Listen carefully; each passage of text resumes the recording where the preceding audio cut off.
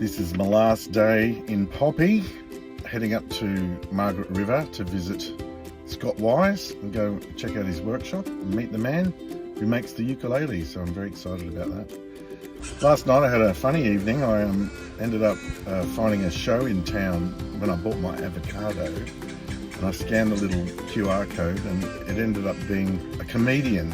I think she's from Perth. So I went and saw the comedy show. I fell asleep after 2 minutes. I don't know what it was. I don't think it was a reflection on a comedy at all. I just fell asleep. And then the next thing you know, I heard someone go, "Oh, you snored all the way through it." That's when I snapped awake and realised what had gone on. Apparently, the comedian had a bit of a fainting spell. She felt a bit lightheaded and she had to stop. And then they put the air conditioning on and then she came back and she was away. I enjoyed the show and ended up buying another bottle of wine and coming home, and now I'm regretting drinking that glass of wine. So anyway, I'm going to bid farewell to Denmark and the Rivermouth Caravan Park, which has been a pretty good stay. I recommend it as an establishment. It's really well set up and the people are nice. Rivermouth, Denmark. All right, catch you later. I'm hitting the road.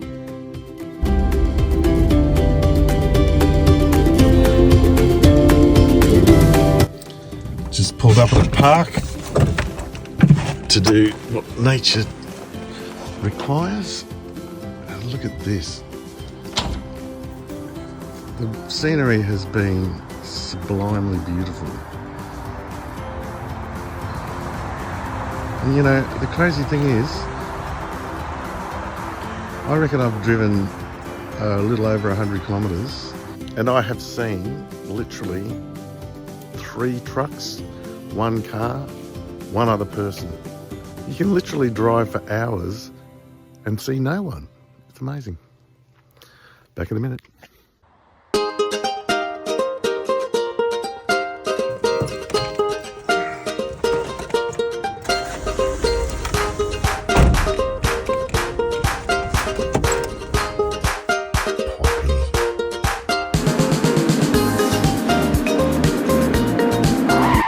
So I'm currently over the road from what I believe is Scott Wise's house. It's got a shed out the back.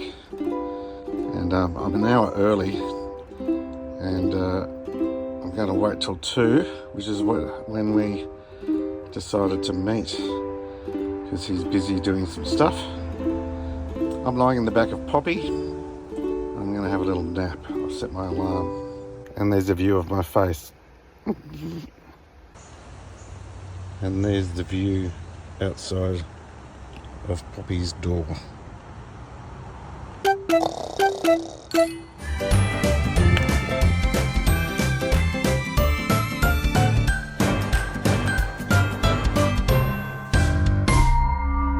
is a soprano. It's called my Supremo soprano because it has the palm tree inlay and the rope everywhere. And this is the old head shape that they used in both in Madeira and in the first ukes in Hawaii. Yeah. Until Queen Liliuokalani adopted the instrument, and then they made a crown-shaped headstock like on this kamaka. And then they changed the shape into the one that we know. Well, this shape here is a bit of an aberration, I reckon. It's a more modern shape, and it's also not made the way the very first ones were made. The first ukuleles and the machetes from Madeira just had one brace here. Right.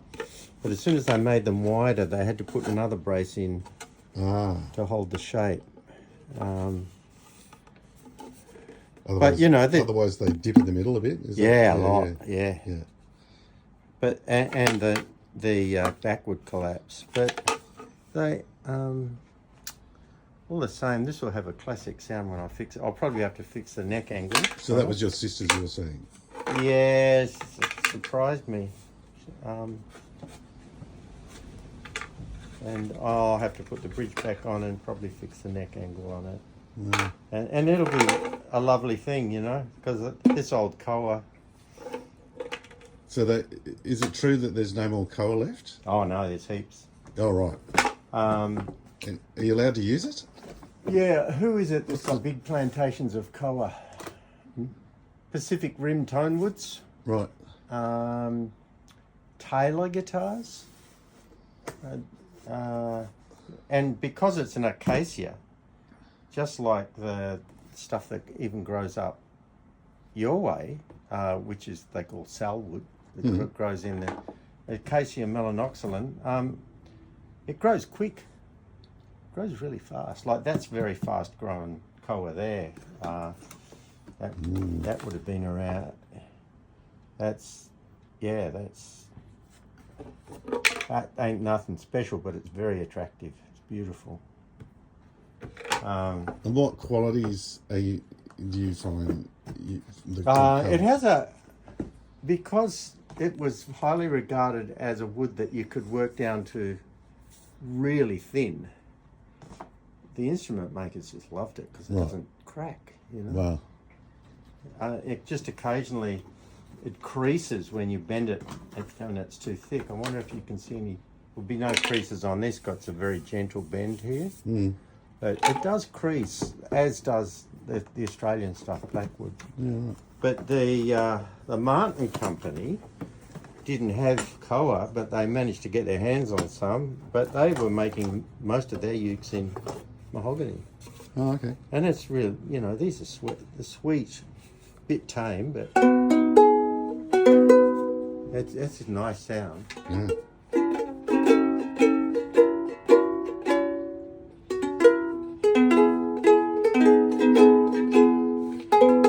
Beautiful tone. Yeah, they're sweet.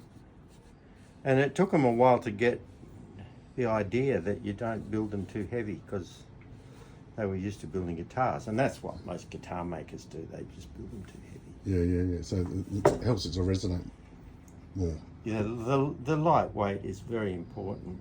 But this is old mahogany and, you know, Brazilian rosewood fretboard. So this has got to be from the 50s at the latest. Wow.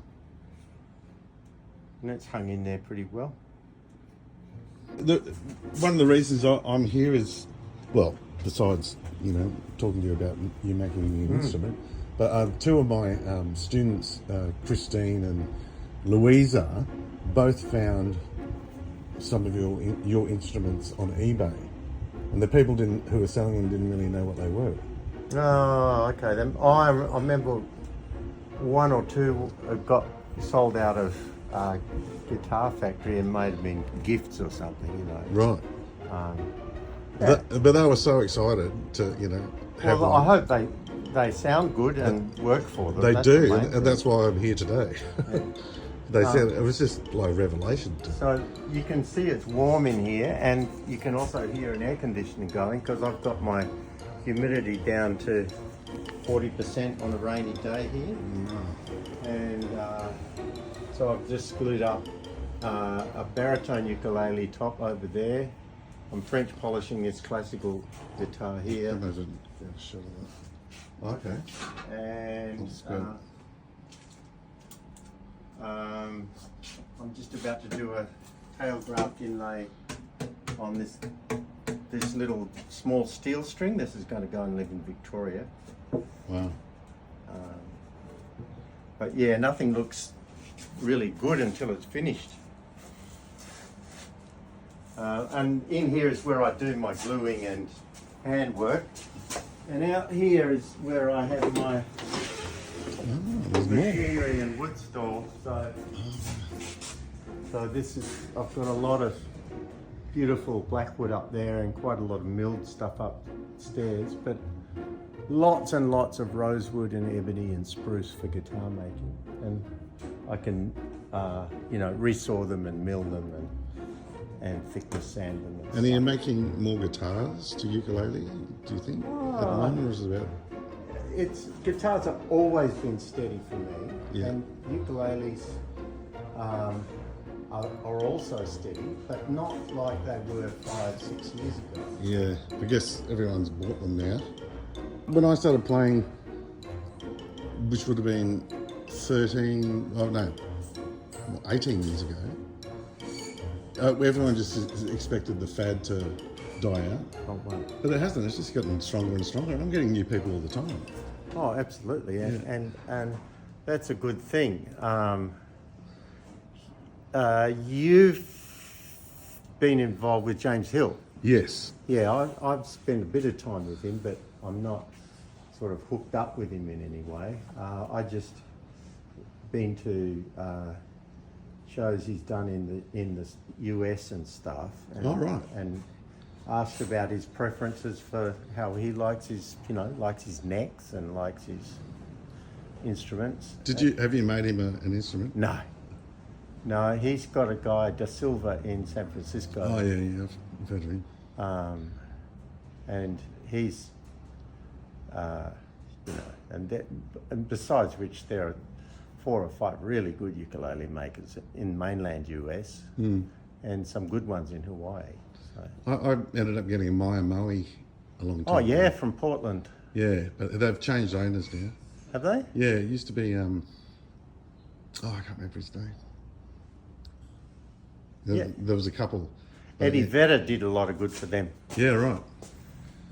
Yeah, so that's my place. I don't really have a showroom as such. Yeah. I'm more about the making and I do repairs for locals. One time I want to come back and see you actually building one from scratch. That'd be good to document. Yeah. Oh no, this is nice. This is it's like a modern Hawaiian uke, this one. Has the action stayed the way it always was when you got it? I actually just had the action lowered a wee bit, I think. No, that's right. That was the Cordoba I did that on. No, it has been like that. It's been good. Okay, because I tend to...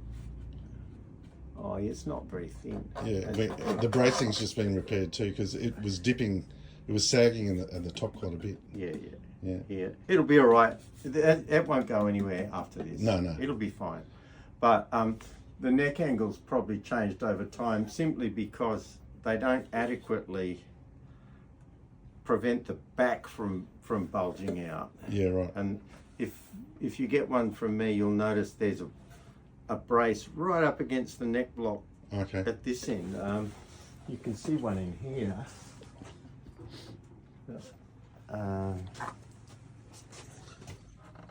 An extra brace right on the neck block.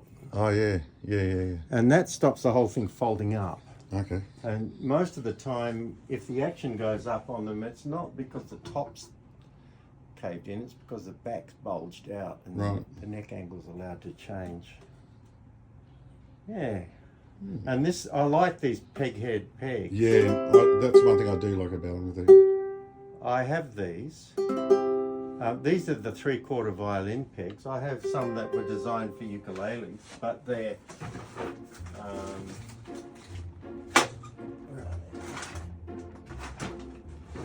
they're very small.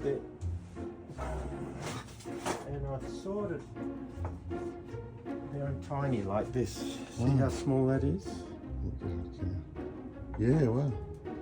Yeah, I save those for replacing wooden pegs in vintage instruments. Is that identical? Oh, yeah, it's the same. It's the same guy, Chuck Heron. But unfortunately, he's retired, and no one would buy the business. Oh. So that's the end of them. Oh, right. So if you put them on, it's at your own peril, really, isn't it? Oh, I mean, don't they're think going to last. Anything could ever go wrong with them. I think they're okay. Anyway. Oh, you've got an open. I was probably just detuned. I haven't played it for a week.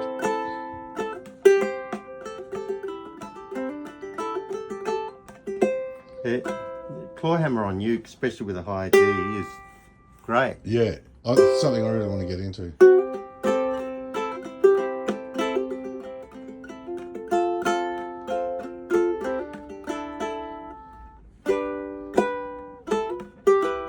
Yeah, but on a tenor it's harder. It works great on little ones. Oh, yeah. Concerts. Well, show me a bit of on the concert. Oh, well, it's only ever enough to make one ukulele out of this. Oh, look at the beautiful grain on it. Yeah, it's wild. It's like it's been painted. Yeah, that sounds better.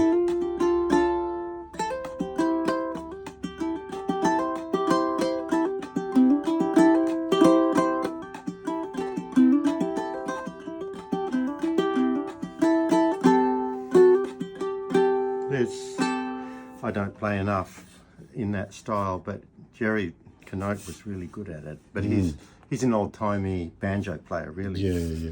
Who teaches uke at the Puget Sound Guitar Workshop. That's a guitar camp that's really worth going to. Okay. If you ever have the time. It's up in Washington, where your ukulele came from. Wow. And but how do you find yourself over there? Christina Olsen, touring singer, songwriter, I know of her. used to teach there and work as an instigator there, and she was pretty bossy. Yeah. So she said, "You got to go there." So we went along, and I was jamming with people, and they said, "Oh, you're all right. Come and teach." So I did. Oh wow. It's amazing. And it's such a beautiful vibe there. It's really nice. But yeah, I like sopranos in concerts. I usually get a few orders for concerts, even but you know the mellowness of them is really nice. Baritone. Oh wow. That's really typical of what I would use, especially on baritones. Concerts and tenors. It's just beautiful. Does that get any thinner than that when you've finished? That's very close to finished. Right. So that's at 2 millimeters thick at the moment, and I've probably made it at 2.1 because 0.1 of a millimeter makes a difference to. It's 2.15. Or 2.2 at the moment, but allowing for finish sanding. The stiffness of the wood varies as the cube of the thickness. So in other words, if I doubled the thickness of this, it'd be 8 times as stiff. Wow. So when you start messing around with 0.1 and 0.2 of a millimeter, it makes a difference. But generally around this thick for a back. And that's Blackwood. That's Blackwood. Looks particularly nice. This is just alcohol I'm putting on it to show you because I'm French polishing at the moment, but you can see how the figure pops underneath a finish. Oh yeah. And that's quite flexible along the grain. So something with a plainer figure will be more pushy, more bright. Right. Yeah. Yeah. Okay. Yeah. I more understand responsive. that. Well, I've always I do like playing the jazzy stuff, and so mellow's where it's at for that. It is a bit. Yeah. Yeah. That's what I tried to get with that one. From well, what if I've got anything that I can show you that I don't have to climb up into my lofty get? Oh yeah, okay, here's some.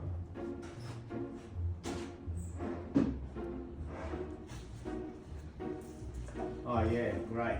I can show you some things to choose between. Sometimes it's good to go, oh, I like the look of that, and then I can go,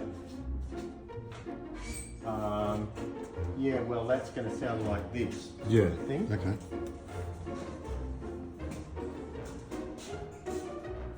How long have you been here? In this 30 years. And before that, I was in Fremantle for 15. Wow. I'm old. How old? 74. Oh, that's not too old. I play with a bass player who's 80 years old. Great. Rod Coe, have you ever heard of Rod Coe? No. He was Slim Dusty's right hand man for 30 years. Awesome. So That's really nice Blackwood. That's a cross between this. See how this is quite plain? That'd be beautiful. A bit similar to what your ukulele has. Yep. Probably the way I build it, they sound a little different. This is also just a little bit more in the figured direction, which is attractive, but it's got enough straight grain and strength along the grain to really cut, you know, to be quite loud. I do like the look of that one. Like look at this one? Yeah. Yeah, okay. Well, there's no shortage of it. That's very similar. It's a little bit more figure again, and then there's this which I haven't sliced up, but you can see what it looks like. It's a bit like what's in there. That wouldn't quite have the punch that this has, but it would certainly have the mellowness, and it's a bit thick to be hearing actually what it does. You can't hear resonance. Yeah, oh no, no worries at all. Yeah. That's the beautiful thing about Blackwood. It's really got a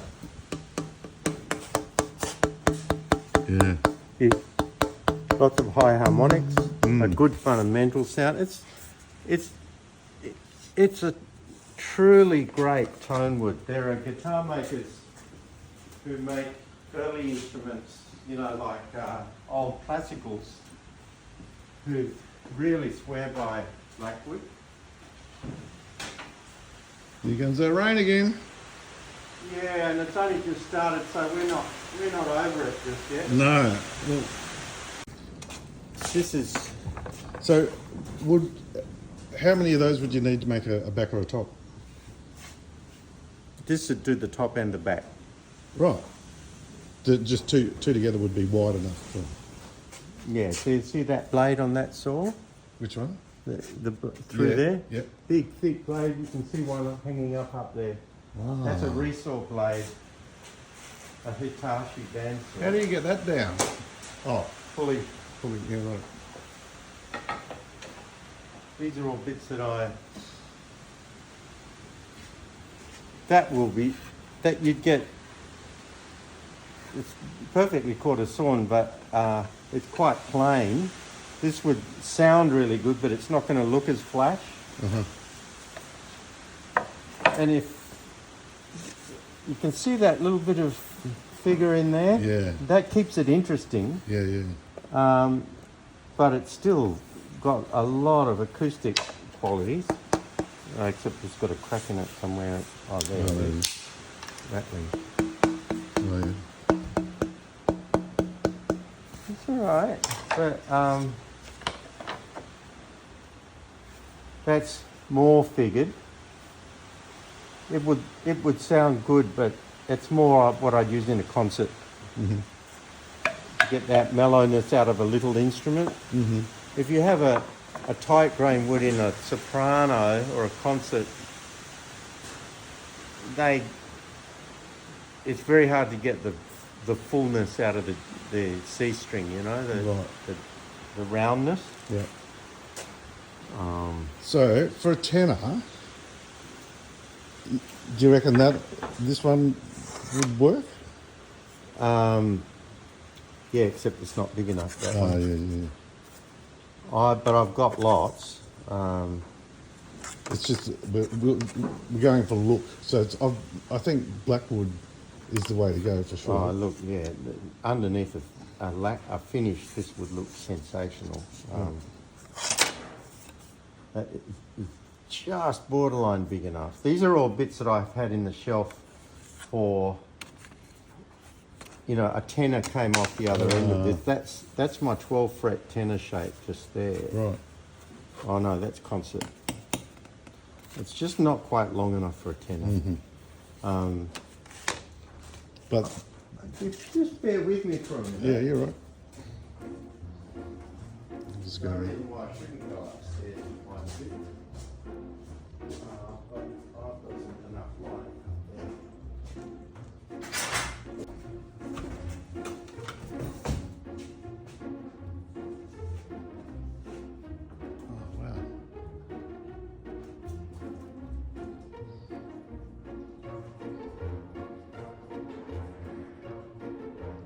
Do you have an apprentice? No. I have had a couple. Yeah. And have they gone on to start their own businesses, or? Yeah. But in the city. Right. Most of them find out how hard you have to work to actually make a living. Yeah. I like your Buzz Lightyear clock. Oh, me too. Bit of a fan. Oh, I am too. It reminds me of a roadie we used to have. What was his name? Dave Kelly. He lives up your way somewhere. Okay.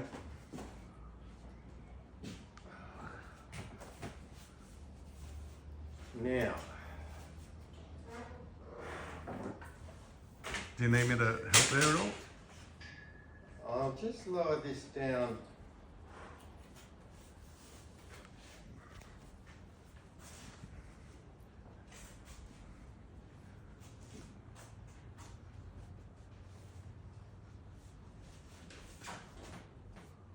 Yeah, if you want to get down, just in case it doesn't hang on. I had to put my phone down to help, and I missed Scott sliding down the pole. One of the guys I was teaching, actually, teaching repair work and stuff, helped me put that in, because those steps are really steep. Yeah. The bat pole. But if you come down the pole, look, this stuff is particularly, I think. Oh, there, I can see the lovely grain in that. It's nice grain, but it's strong. Right. I think that'll give a good result. I like the look of it too. Do you mind the dark streaks? I like dark streaks. Yeah, some people really do. Some people like it to be all uniform. You never get bored of it. No. So, yep. That's a nice match.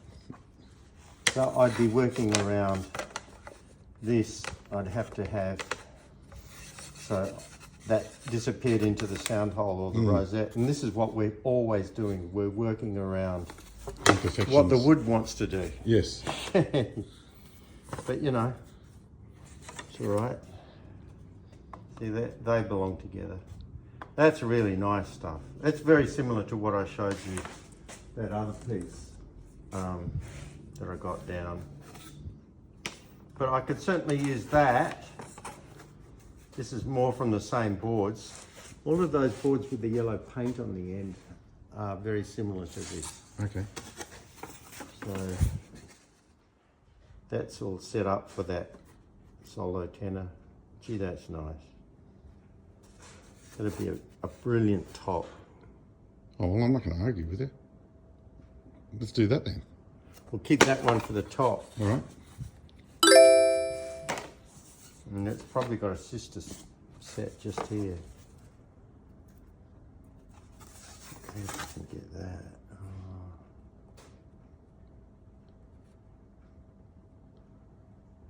I mean, I like knots too.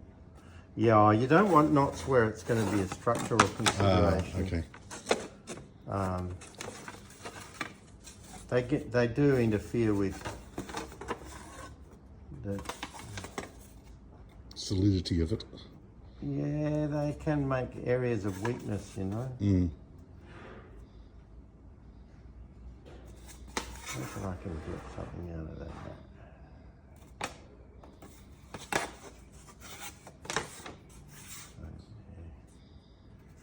And they go well together, those guys. But certainly, if this is a great top.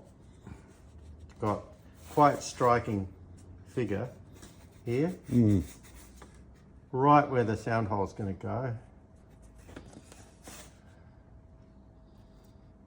Pretty sure I can make that work.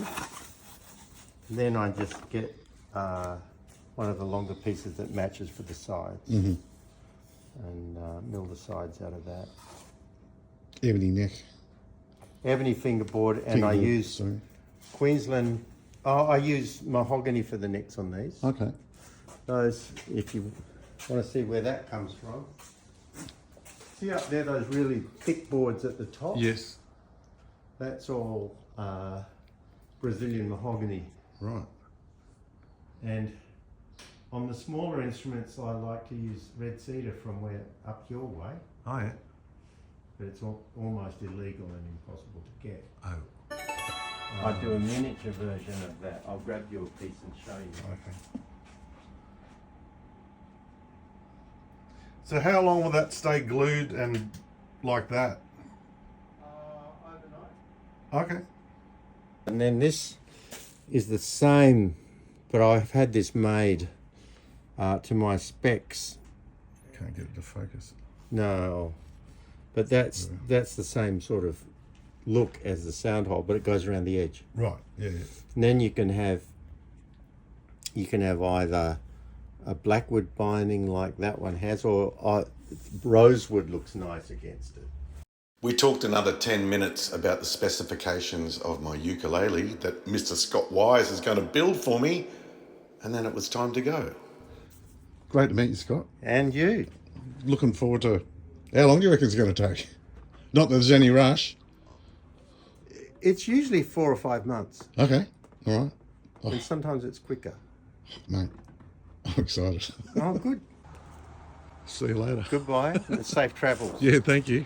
Thanks for having me over. No worries. I have a friend lives in Iluka. Oh, yeah. I'm threatening to visit. So. Oh, well, if you ever do, make sure you come. Well, Rightio. I know a whole bunch of people who'd love to meet you. Good. Yeah. Excellent. All right. Well, that's given me some ideas. So All right, well, workshops, whatever you want to do. great. All right. All right, see ya. And that was Mr. Scott Wise. What a great name. And I can't believe it. He's going to make me a ukulele. There's a swirl in the sun and a swirl in the sky. There's a smile on the face of everybody passing by.